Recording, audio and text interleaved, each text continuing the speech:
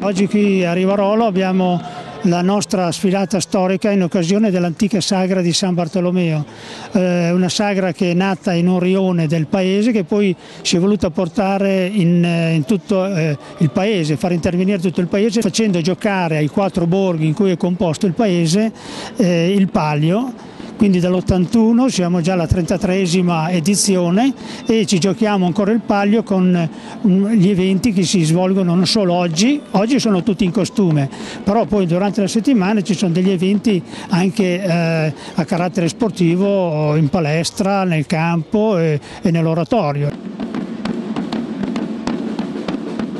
Si dia cominciamento a codesta festa con core lieto e spirito leggiadro.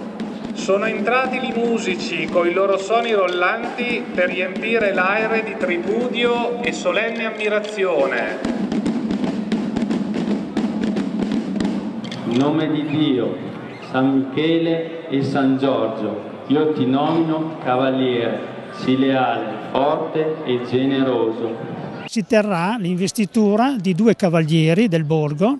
uno di Borgo San Rocco e uno di Borgo Nuovo, perché sono quei borghi che l'anno scorso hanno vinto a pari merito, hanno vinto il Palio, e verrà fatta l'investitura da parte del marchese Vincenzo I Gonzaga,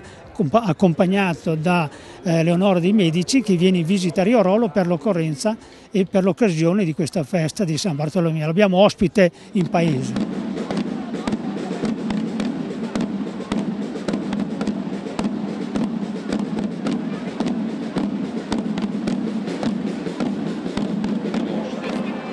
Grida che ai posti di confine col Mantovano si impedisca il passaggio a coloro che non posseggono le fedi di sangue, che le case debbano essere tenute pulite, che le strade e i portici debbano essere puliti almeno ogni sabato e che gli animali morti vengano sepolti nei campi. Il paese in questi giorni di festa viene suddiviso nelle 4 contrade storiche: Borgo Vecchio, Borgo Fontana, Borgo San Rocco e Borgo Nuovo. Il momento più caratteristico della manifestazione è appunto la sfilata storica che si tiene qui nel cuore di Rivarolo Mantovano, Piazza Finzi, in cui le 4 contrade rivestono i vestiti rinascimentali dell'epoca del 1500 e danno il benvenuto ai duchi di Mantova, ed è questa la manifestazione con cui si dà l'apertura ufficiale della manifestazione, e durante la settimana si terranno tutte le varie competizioni che domenica prossima culminerà con la nomina del borgo che vincerà il Palio.